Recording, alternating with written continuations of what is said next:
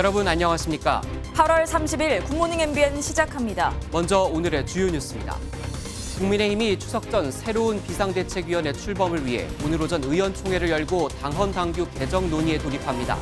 권성동 원내대표의 사퇴론이 거세지는 등 내홍이 격화하는 가운데 이준석 전 대표와 국민의힘은 비상대책위원회 효력을 놓고 상대방을 무력화하기 위한 가처분 신청을 법원에 동시에 냈습니다.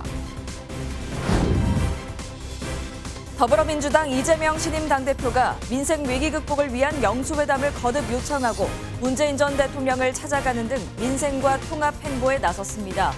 대통령실은 대화의 문은 열려 있다면서도 단독 면담에 대해서는 선을 그었고 이진복 정무수석은 오늘 이재명 대표를 예방합니다.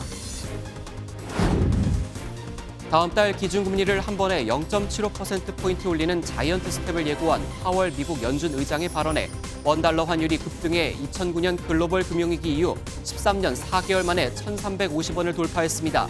국내 주식시장도 급락했고 오늘 새벽 마감된 뉴욕 증시 역시 지난주보다 낙폭을 크게 줄였지만 나스닥이 1.02% 빠지는 등 일제히 하락 마감했습니다. 내년 건강보험료율이 올해보다 1.49% 인상돼 직장 가입자는 처음으로 7%를 넘게 됐습니다. 월 보험료는 올해 7월 기준 평균 14만 4,643원에서 내년엔 14만 6,712원으로 2,069원이 오릅니다.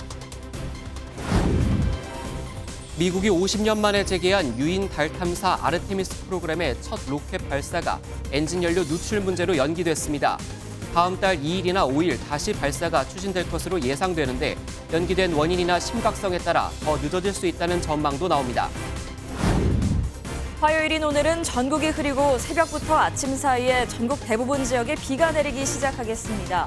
중부지방을 중심으로는 내일까지 최고 120mm 이상의 많은 비가 예상돼 주의가 필요합니다. 좋은 아침입니다. 다음 주면 추석 연휴가 시작되죠. 명절에 가족과 친척을 만나 밥을 먹으며 나누는 담소. 정치권에선 여론의 가늠자로 삼는 밥상머리 민심이 얼마 남지 않은 겁니다. 그래서 국민의힘은 추석 전에 다시 권성동 원내대표를 중심으로 새 비대위를 꾸려서 당내 갈등을 수습하길 바라고 있지만 쉽진 않아 보입니다. 일단 당헌을 바꿔야 하는데 이를 의결할 전국위원회 서병수 의장이 결사 반대 입장을 밝혔거든요. 첫 소식 노태현 기자입니다. 권성동 국민의힘 원내대표가 법원의 결정으로 직무가 정지된 주호영 비상대책위원장을 대신해 비대위 회의를 주재했습니다. 지난 주말 마라톤 의원총회를 통해 결론낸 새로운 비대위 추진을 추석 연휴 전까지 완료하기로 했습니다.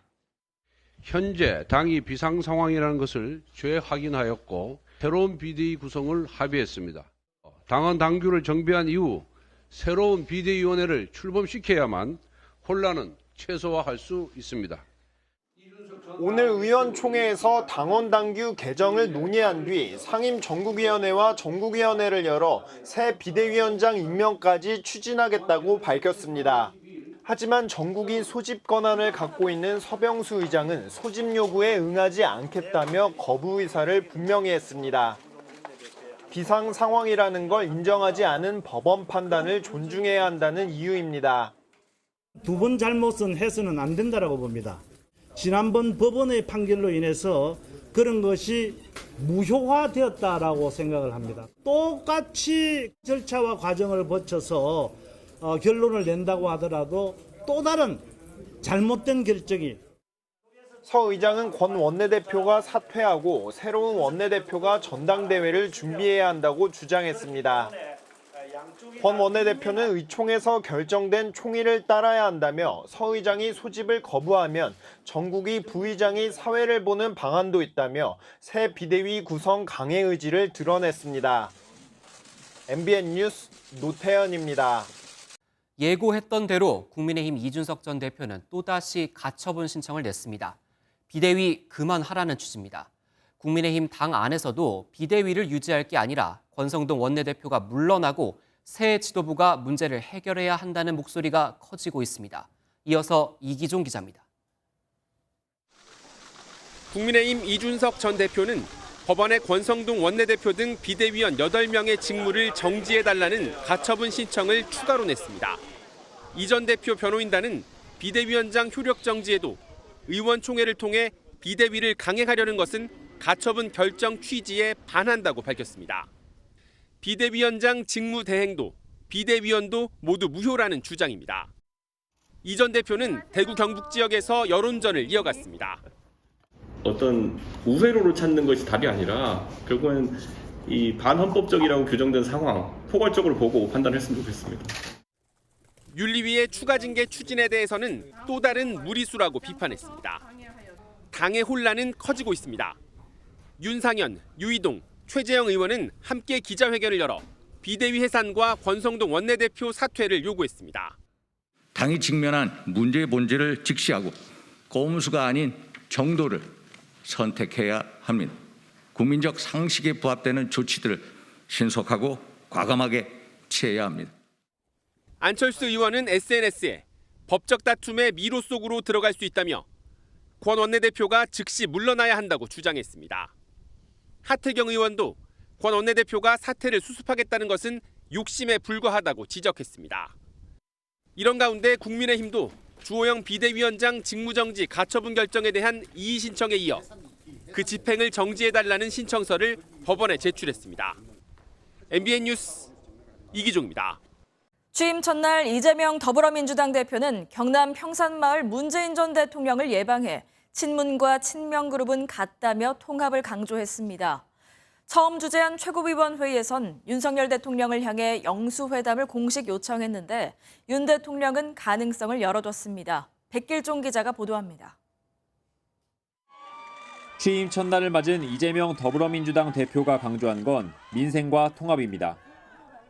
당대표 직속 민생경제, 민주주의 위기 대책기구 설치를 지시했고 무엇보다 새 지도부와 문재인 전 대통령을 찾았습니다. 1시간가량 면담이 진행됐는데 핵심은 당내 통합이었습니다. 문재인 대통령 지지자들과 이재명 대표를 지지하는 그룹이 같다. 문재인 대통령이 먼저 말씀하셨고 또 이재명 대표도 문재인 대통령을 지지하는 그룹과 저를 지지하는 그룹이 같습니다. 6월 지방선거와 전당대회를 치르며 불거진 친문, 친명 사이 갈등을 고려한 걸로 보입니다. 처음 주재한 최고위원회의에서는 윤석열 대통령과의 영수회담을 공식 요청했습니다. 윤석열 대통령께 다시 한번 공식적으로 영수회담을 요청드립니다. 민생 앞에 여야와 정쟁이 있을 수 있겠습니까? 대통령실 관계자는 여야 지도부 면담에 응할 준비가 돼 있다고 말해왔다며 가능성을 열어놨고 윤 대통령 역시 호응했습니다. 여야라는 것이 경쟁도 하지만 국익과 민생을 위해서는 하나가 돼야 된다고 생각합니다. 이 대표는 오늘 이진복 대통령실 정무수석을 만날 예정인데 영수회담 논의가 오갈 것으로 보입니다. MBN 뉴스 백길종입니다. 이른바 검수완박 법안으로 축소된 검찰의 직접 수사 권한을 다시 늘리는 내용을 담은 시행령의 입법 예고가 종료됐습니다. 이제 국무회의 의결 절차만 남은 만큼 야당과 경찰의 반발에도 사실상 강행될 걸로 보이는데요. 민주당 지도부가 법무부 장관의 탄핵을 거론하자 한동훈 장관은 당당히 임하겠다고 밝히며 강대강 대치를 이어갔습니다. 오지혜 기자입니다. 더불어민주당 새 지도부는 그동안 당내 소수 강경파가 주장하던 한동훈 법무부 장관에 대한 탄핵을 언급하기 시작했습니다. 시행령 통제법 추진 등으로 한동훈, 이상민 장관의 초법적인 폭주를 막아내겠습니다. 탄핵의 요건들을 한동훈, 이상민 차곡차곡 스스로 쌓아가고 있습니다. 그것을 하지 못한다면 국회도 무능하게 되는 겁니다. 국회에 출석한 한 장관은 물러서지 않았습니다. 민주당에서 탄핵한다고 하시니 저는 법무부 장관으로서 할 일을 하면서 헌법 절차에 당당하게 임하겠다는 말씀 드리겠습니다. 기존 6개에서 2개 범죄로 축소된 검찰 직접 수사권이 다시 확대된 시행령에 대해 2주간의 입법 예고 기간 동안 민주당과 검찰은 반대 의견을 내놓았고 일부 학계에서도 우려가 제기됩니다. 입법 취지에는 맞지는 않는 거죠. 검찰의 직접 수사권을 폐지하는 것이고 한시적으로 남겨놓는 것이기 때문에 그런데 그런 입법 목적 자체가 정당하냐 거기에 대한 이제 논란이 있는 것입니다. 하지만 대검은 시행령을 개정해도 수사 공백이 우려된다는 의견서를 냈습니다. 법무부는 국무회의를 거쳐 다음 달 시행한다는 방침입니다. MBN 뉴스 오지혜입니다. 대통령실이 추석을 앞두고 부쩍 내부 기강을 다잡고 있습니다. 정무수석실 소속 비서관 3명 가운데 2명이 한꺼번에 자진 사퇴했는데 사퇴가 아니라 사실상 경질인 걸로 전해졌습니다. 이 같은 고강도 인적 쇄신이 비서관급에 그치지 않고 수석급까지 확대될 거란 전망도 나옵니다. 원중희 기자입니다. 대통령실 정무수석실 산하 홍지만 정무 1비서관과 경윤호 정무 2비서관이 자진 사퇴했습니다. 대통령실 고위 관계자는 내부에서 조직 진단과 관련한 충분한 이야기를 나누었고 그에 따라 사의 표명을 한 것으로 알고 있다고 밝혔습니다. 형식상으로는 자진 사퇴지만 장기간 이어진 국민의힘 내용 사태를 제대로 조율하지 못한 데 대한 사실상 경질이란 해석도 나옵니다. 정무수석실은 이미 선임 행정관과 행정관 등 3명이 권고사직 형태로 물러났는데 소속 비서관 3명 가운데 2명이 한꺼번에 사퇴하면서 뒤숭숭한 분위기입니다. 고강도 인적 쇄신이 수석 비서관급까지 미치는 것 아니냐는 전망도 나오는데 대통령실 관계자는 지위 고하를 막론하고 예외가 있을 수 없다고 밝혔습니다. 가장 중요한 기관이기 때문에 늘 그런 국가에 대한 헌신적인 자세 그리고 업무 역량 이런 것들이 늘 최고도로 유지돼야 된다고. 대통령실은 또 인사위원회를 열어 내부 문건을 유출한 혐의를 받는 시민사회 수석실 A비서관을 면직 처리한 것으로 알려졌습니다. 대통령실은 참모진 수시 개편 기조에 대해 국민의 관점에서 부족한 부분이 있다면 끊임없이 보완하고 채워나가는 것이라며 현재 진행형이라고 강조했습니다. MBN 뉴스 원중입니다. 다음 달 미국의 기준금리를 0.75%포인트 또 올릴 수 있다. 미국 연방준비제도 파월 의장의 이 말 한마디에 전 세계 주식시장이 출렁였습니다. 우리나라도 예외가 아닙니다. 원달러 환율은 1,350원을 돌파했고 코스피는 2% 넘게 추락했죠. 한국은행 총재는 우리나라 금리도 크게 올릴 가능성을 시사했습니다. 윤지원 기자입니다. 지난 금요일보다 11.2원 오른 1,342.5원으로 출발한 원달러 환율은 오름세를 지속하더니 19.1원 오른 1,350.4원으로 마감했습니다. 원화값이 1,350원을 돌파한 건 금융위기 이후 13년 4개월 만입니다.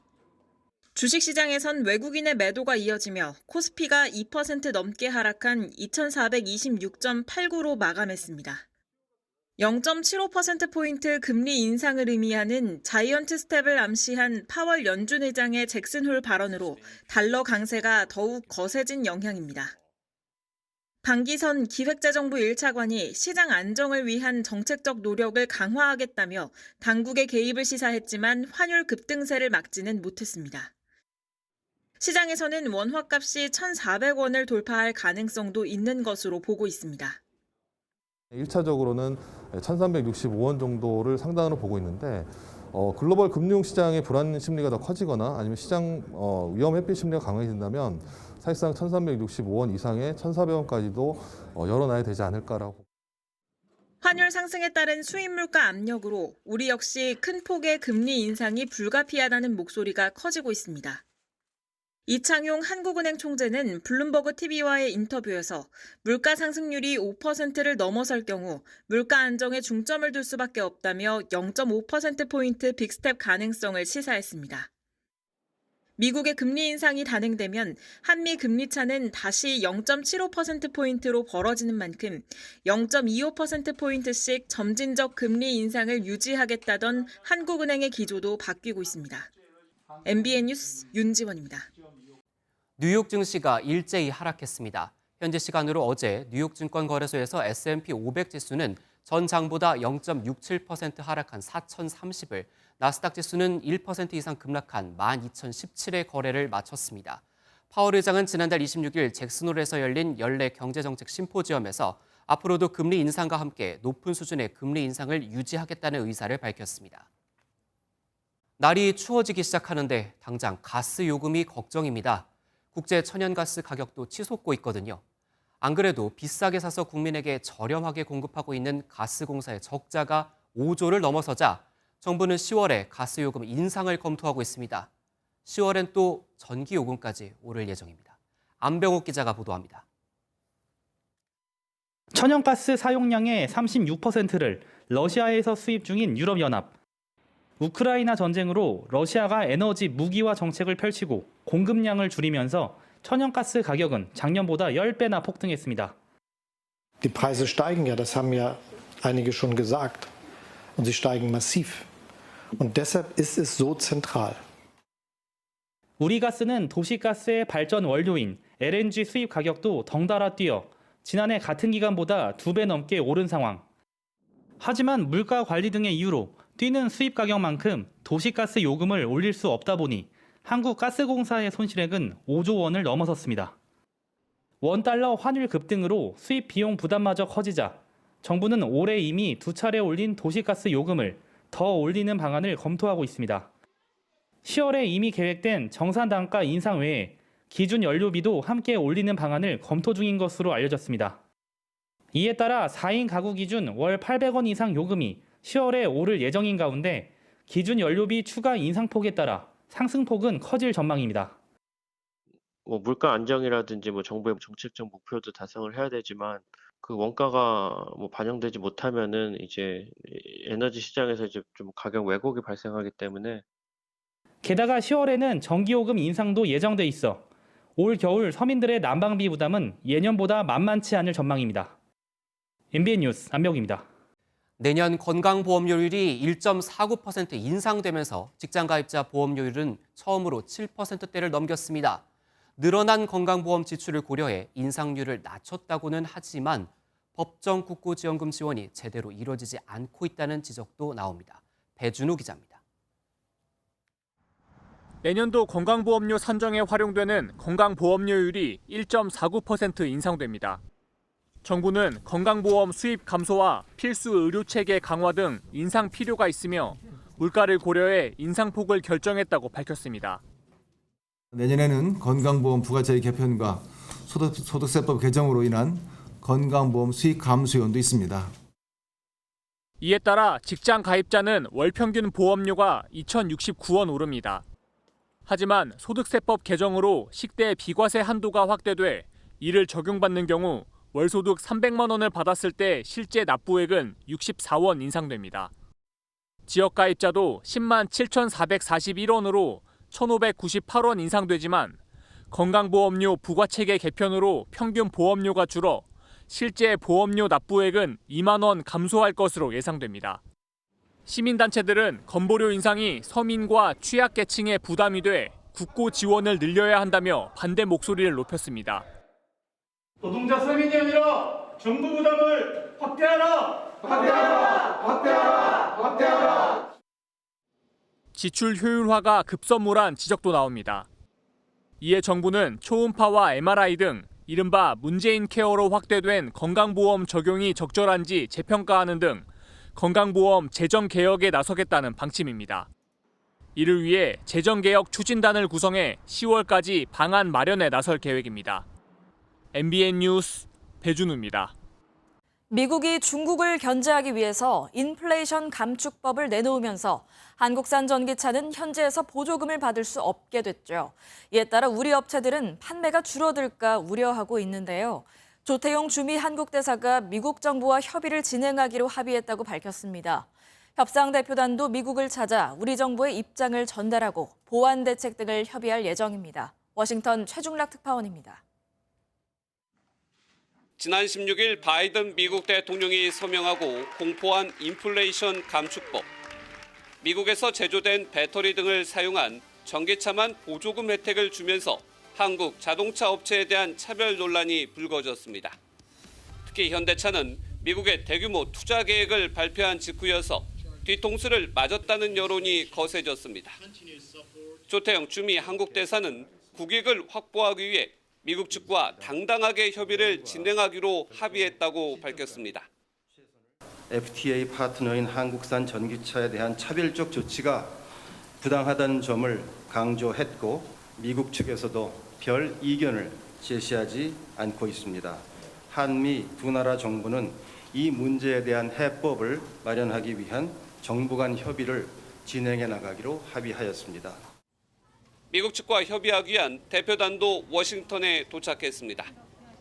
대표단은 31일까지 미국 무역대표부와 재무부, 상무부 등 관계자와 만나 한국 정부 입장과 우려를 전달하고 보안 대책 등을 협의할 예정입니다. 정부가 너무 늦게 대응한 게 아니냐는 지적에는 다른 나라도 잘 몰랐다고 해명했습니다. 갑자기 좀 발표된 측면이 있고 저희 나라만 그런 게 아니라 다른 나라도 잘 몰랐었던 내용이고 오히려 저희가 제일 빨리 대응하고 있는 걸로 알고 있습니다. 실무단 방문에 이어 다음 주에는 장관급 회의가 열릴 예정이고 오는 9월 예상되는 한미 정상회담에서도 전기차 문제가 주요 현안으로 다뤄질 것으로 알려졌습니다. 워싱턴에서 MBN 뉴스 최중락입니다. 지난달 해군 최영함에서 3시간가량 통신이 두절된 사건이 발생했었죠.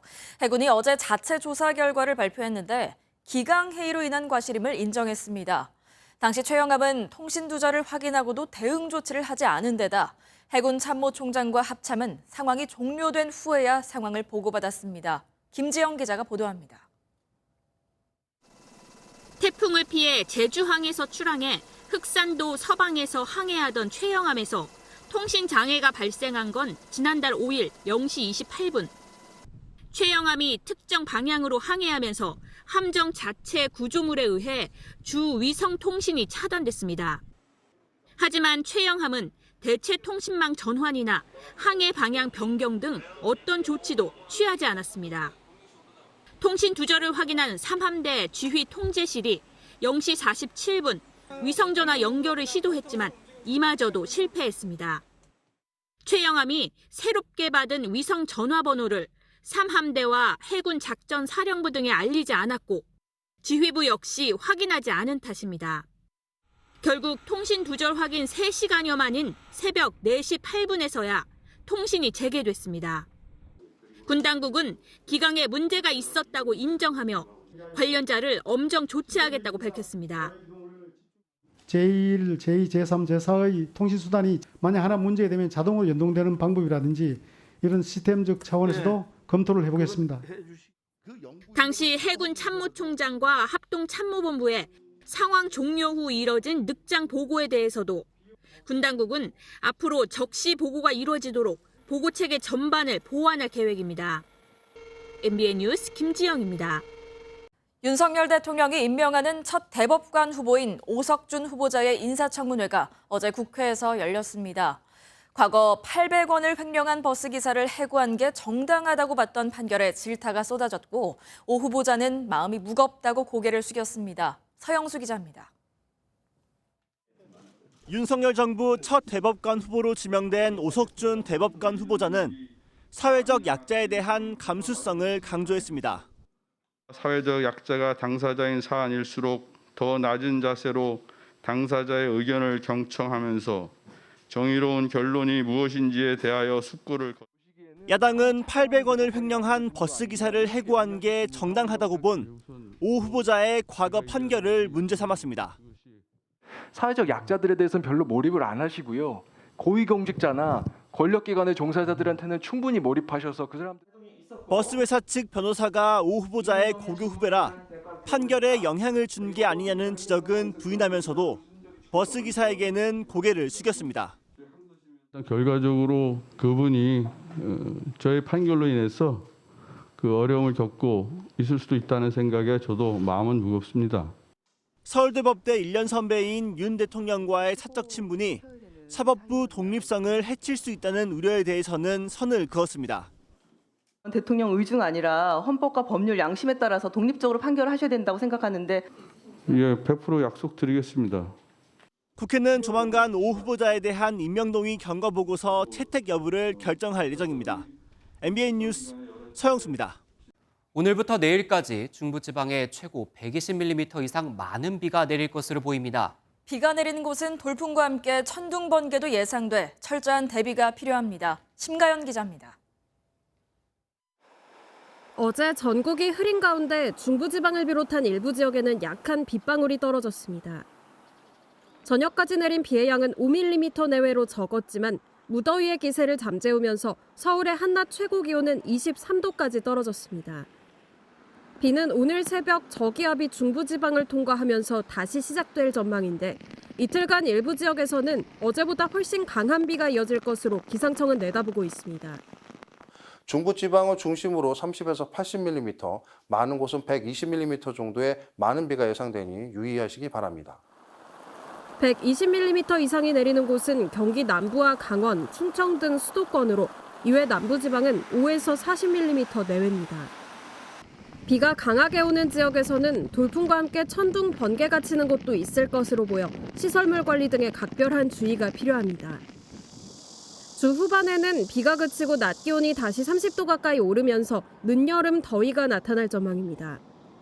기상청은 아침 기온이 떨어지면서 일교차가 10도 가까이 벌어지는 시기인 만큼 감기 등 건강관리에 유의를 당부했습니다. MBN 뉴스 심가현입니다. 경북 봉화군에 있는 광산에서 땅 꺼짐으로 추정되는 사고가 발생해 광부 2명이 땅 아래로 떨어졌습니다. 한 명은 무사히 구조됐지만 광물더미에 가슴까지 묻혔던 광부는 결국 숨졌습니다. 길기범 기자입니다. 119 특수구조대원들이 지하갱도로 장비를 내려보냅니다. 잠시 후 60대 남성의 시신을 끌어올린 뒤 병원으로 이송합니다. 어제 오전 10시 6분쯤 경북 봉화군의 한 광산 갱도에서 광물을 캐던 광부 2명이 매몰됐습니다. 미끄러지면서 발목을 다친 50대 광부는 구조됐지만 광물 더미에 가슴까지 묻혔던 60대 광부는 결국 숨졌습니다. 당시 지하 50m 갱도 안에서 광부 4명이 작업 중이었는데 이 중 2명이 작업하던 공간의 바닥이 5m 정도 꺼지며 사고가 발생했습니다.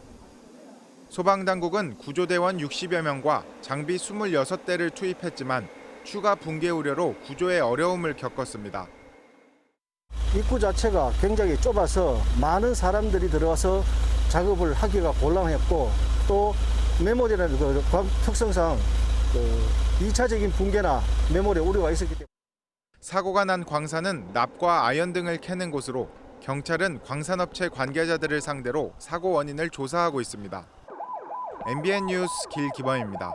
선생님이 수업을 하고 있는데 남학생 한 명이 교단에 누워 휴대전화를 사용한다. 어떻게 생각하십니까?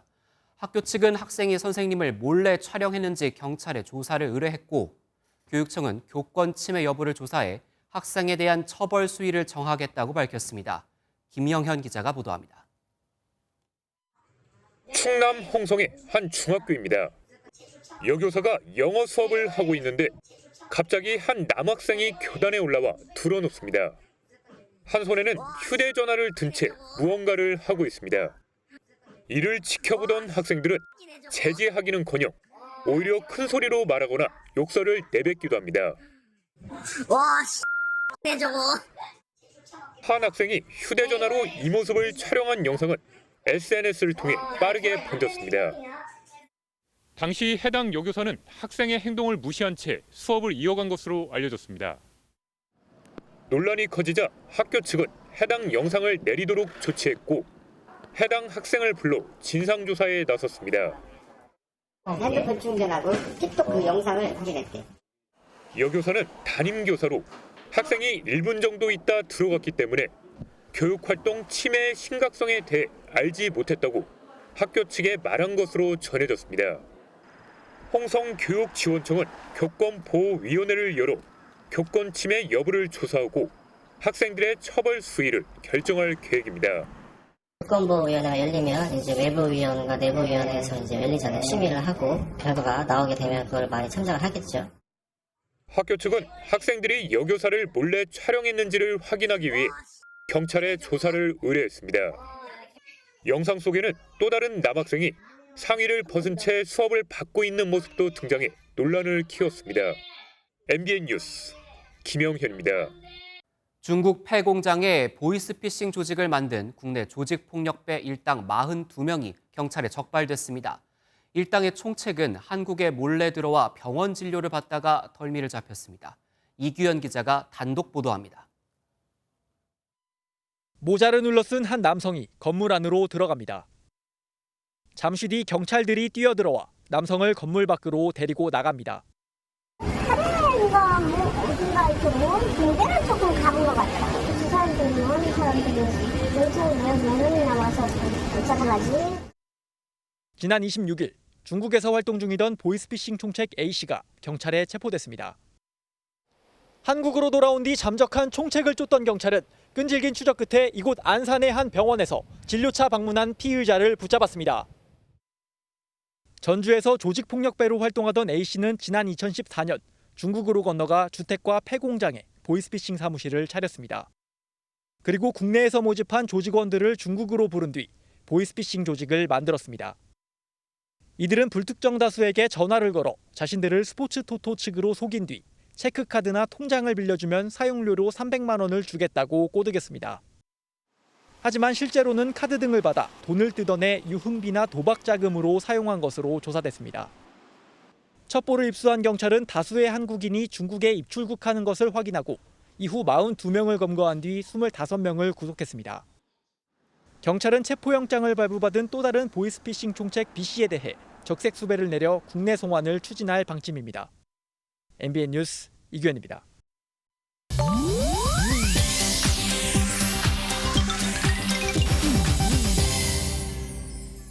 인터넷에선 어떤 소식들이 화제일까요? 인터넷 와글와글입니다. 왕복 8차선 고속도로에서 무리하게 나들목으로 진입하려던 차량이 결국 충돌 사고를 내는 위험천만한 상황이 벌어졌습니다. 1차선에서 나들목을 향해 과감히 도로를 가로지르는 흰색 차량. 아니나 다를까 나들목 부근을 달리던 트럭의 측면을 쾅 들이받고 맙니다. 트럭은 연기를 내뿜으며 비틀거리더니 가드레일과 부딪히고 도로 위엔 차량 파편들이 나뒹굽니다. 누리꾼들은 한 목소리로 무리한 차선 변경을 시도한 운전자를 질타했는데요. 혹시나 길을 잘못 들어서더라도 조금 돌아가는 방법이 훨씬 안전하고 현명한 방법이라는 점 기억해야겠습니다. 영국 런던의 노팅힐 지역에선 매년 8월의 마지막 주말에 거리 축제가 열리는데요. 코로나19로 2년 만에 열린 축제에서 그만 사고가 발생했습니다. 저 멀리 버스 정류장 지붕에 올라가 춤을 추는 한 무리의 사람들. 그런데 무게를 이기지 못한 지붕이 갑자기 와르르 내려앉아 버렸습니다. 이 사고로 정류장 아래를 지나던 시민 등 2명이 경상을 입었지만 다행히 인명피해는 없었다고 하는데요. 정류장 위에서 춤을 추던 이들은 모두 경찰을 피해 도망쳤다고 하네요. 미국에선 공원에 산책을 나온 소녀가 데리고 나온 반려동물이 시민들을 깜짝 놀라게 했습니다. 목줄을 맨 채 소녀와 필라델피아의 공원을 거니는 동물, 바로 악어입니다. 시원한 문수가 마음에 들었는지 한가운데 철푸덕 엎드리기도 하는데요. 월리라는 이름의 이 악어는 소녀의 심리적 안정을 도와주는 정서적 지원 동물이라고 합니다. 공포심이나 불안감이 들 때 품에 동물을 끌어안고 쓰다듬다 보면 큰 도움이 된다고요. 그래서인지 악어의 등장에 깜짝 놀랐던 시민들도 이내 월리의 귀여운 모습에 반해 월리를 쓰다듬거나 안아보러 몰려들었다는데요. 지역의 인기 스타가 됐다는 월리, 소녀와 행복한 추억 쌓으면서 오래오래 함께했으면 좋겠네요. 인터넷 와글와글이었습니다. 가상화폐는 그냥 생기는 게 아니라 채굴을 해서 얻는다고 하죠. 한 가상화폐 거래소가 이 채굴권을 미끼로 다단계 사기를 벌인 정황을 경찰이 포착했습니다. 현재 거래소 관계자 수십 명이 입건됐는데 피해 추정 금액만 수천억 원에 달합니다. 박인식 기자가 단독 보도합니다. 지난 2021년 전남 순천에서 열린 한 가상화폐 거래소의 설명회입니다. 자신들이 개발한 코인이 앞으로 시중에 유통되면 큰 수익을 낼 수 있다며 채굴권을 사라고 홍보합니다. 1시간 단위씩 1시간마다 내가 코인을 받는 거예요. 채굴권을 구입을 하면. 그리고 나가지고 그게 300일 동안 채굴이 되는 겁니다. 투자자들은 원금을 보장해주고 채굴된 코인을 팔면 10배 이상의 수익을 낼 수 있다는 말에 많게는 수억 원을 투자했습니다. 하지만 곧 수상한 점이 발견됐습니다. 채굴권을 통해서 산 코인을 현금화하려고 했지만 거래소 측이 해킹을 당했다, 서버 점검 중이다라며 막아선 겁니다. 원금을 돌려달라는 요구에도 거래소 측은 차일피일 미루고 있는 것으로 전해졌습니다. 대출까지 받아서 투자한 분들이 지금 대출 이자에 갚기에 힘들어서 지금 다들 고통받고 있는 상황입니다. 이후 경찰 수사 과정에서 투자자를 모집하면 일정 금액을 주는 일명 다단계 사기 정황도 포착된 것으로 전해졌는데 현재는 사무실도 옮긴 상태입니다. 우리가 어떤 코인 관련해서 뭘 하셨다고 얘기만 들었었어요.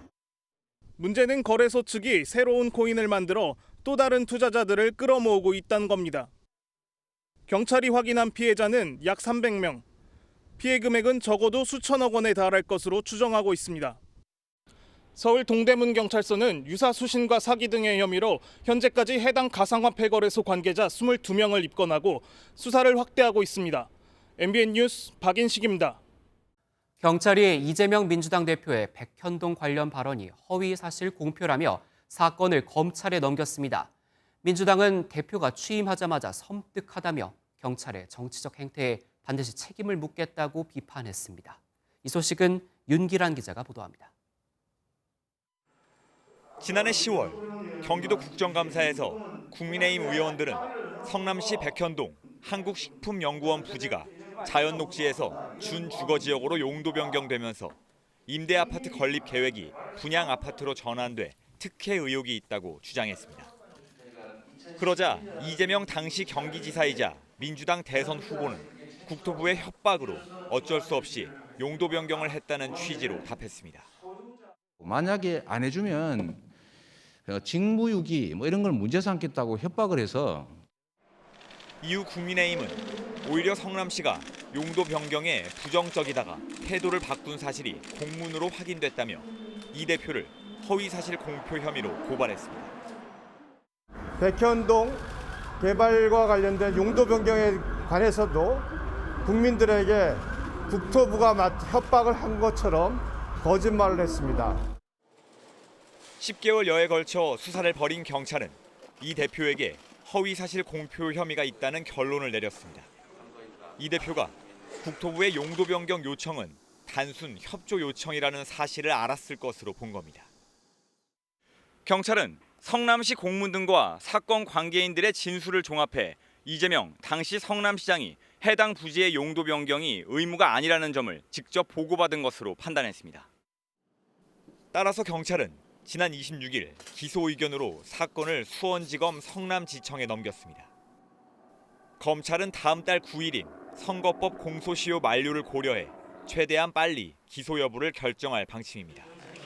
선출직 공무원은 선거법 위반으로 벌금 100만 원 이상의 형이 확정되면 당선 무효가 되지만 해당 선거에만 적용되기 때문에 지난 대선과 관련된 이 사건은 현 국회의원직 상실 여부와는 관계가 없습니다. MBN 뉴스 윤기란입니다.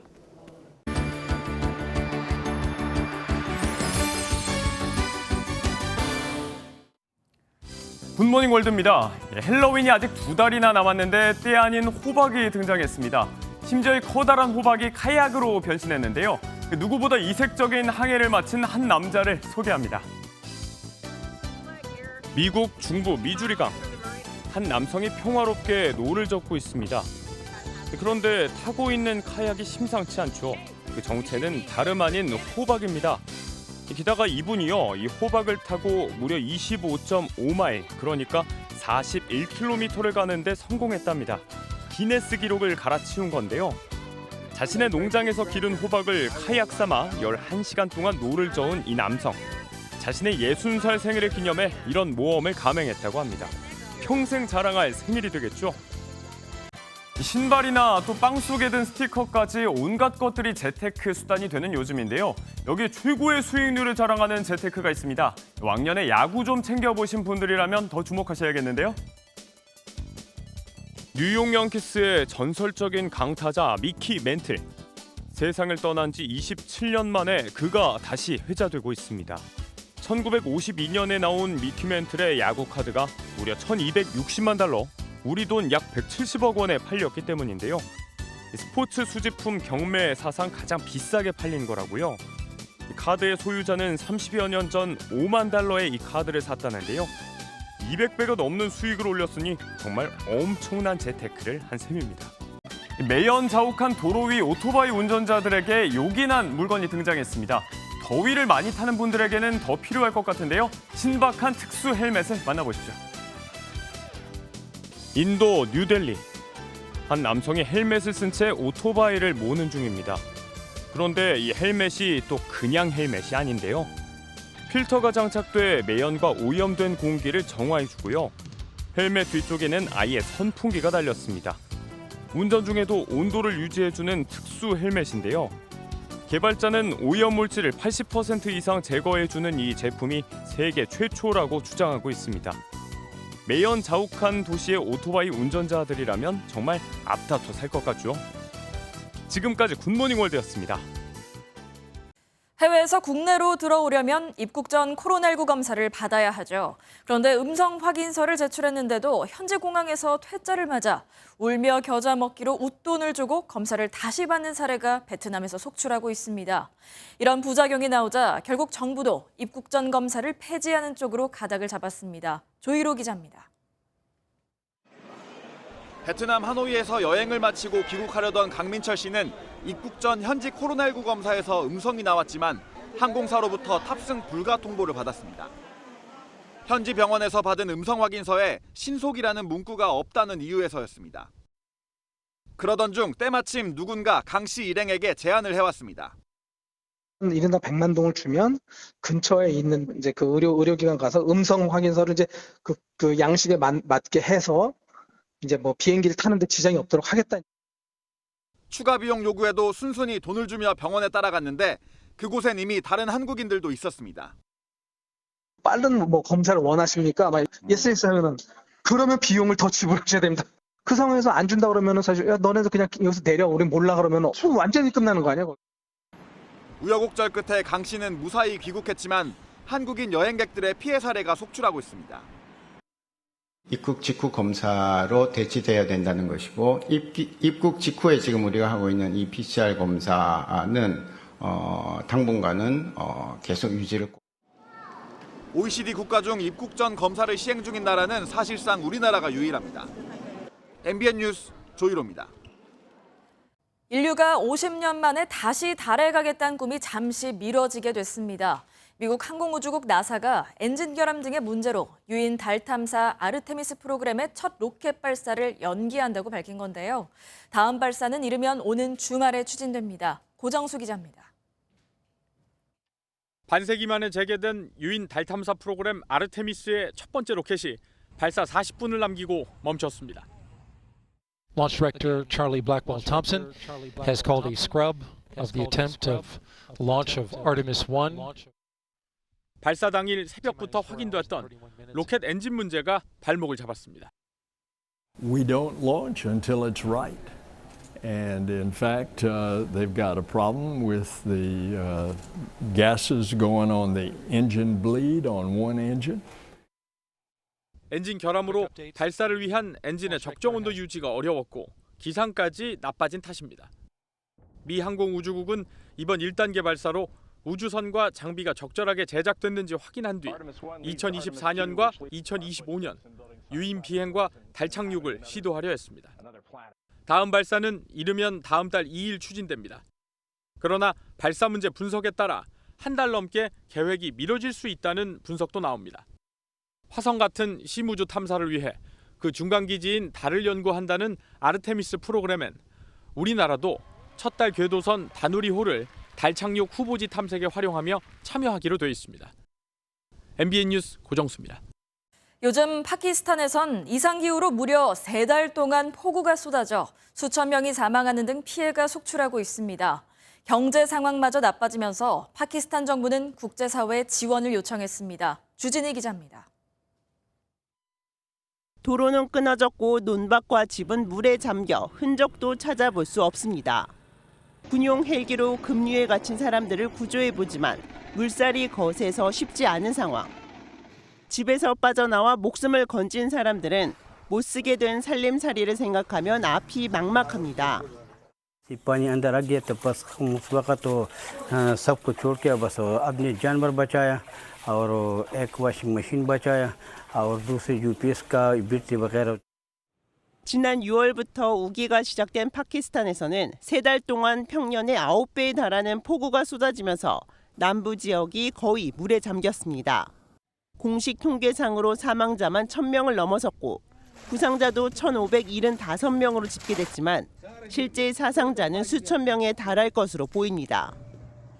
그야말로 성서에나 나올 법한 홍수 재앙이라는 평가입니다. Is now at maximum levels. The soil is unable to absorb anymore. Out of every 7 Pakistani is affected in the 33 million. 파키스탄 정부는 비상사태를 선포하고 국제사회에 지원을 요청했습니다. 우리 정부는 30만 달러, 우리 돈 4억여 원 정도의 인도적 지원을 제공하기로 했습니다. MBN 뉴스 주진입니다. 오늘도 나오실 때 우산 챙겨주셔야겠습니다. 또다시 전국에 비가 내릴 텐데요. 특히 중부를 중심으로 많은 비가 집중되겠고 비는 내일까지 이어지겠습니다. 이 시각 레이더 영상을 보시면 서해상에서 다가온 비구름의 영향으로 현재 중부를 중심으로 비가 내리고 있고요. 충남 서해안에는 강한 비구름이 머무는 가운데 시간당 20mm 안팎의 장대비가 쏟아지고 있습니다. 이에 따라 경기 남부와 충남 북부에는 호우주의보가 발효 중이고요. 이들 지역을 중심으로는 오후까지 시간당 30mm 안팎의 강한 비가 더 이어지겠습니다. 또 그 밖에 중부와 경북 북부에도 낮부터 집중 호우가 쏟아질 수 있어 주의하셔야겠습니다. 내일까지의 자세한 예상 강수량은 경기 남부와 강원 남부, 충청 북부와 경북 북동부에 최고 120mm 이상의 많은 비가 내리겠고요. 그 밖에 중부와 경북 북부, 전북 북부에도 최고 80mm의 비가 예상됩니다. 비가 내리면서 오늘 아침도 선선하게 출발하고 있습니다. 현재 기온 서울 18도, 대전은 17.5도 보이고 있고요. 한낮 기온은 서울이 22도로 어제와 비슷해 종일 선선하겠고 상대적으로 적은 양의 비가 내리는 남부지방은 광주 28도, 부산은 27도가 예상됩니다. 비는 내일 새벽 수도권을 시작으로 서쪽 지역부터 차차 그치기 시작하겠고요. 동해안 지역은 내일 밤까지 비가 이어지겠습니다. 내셨습니다.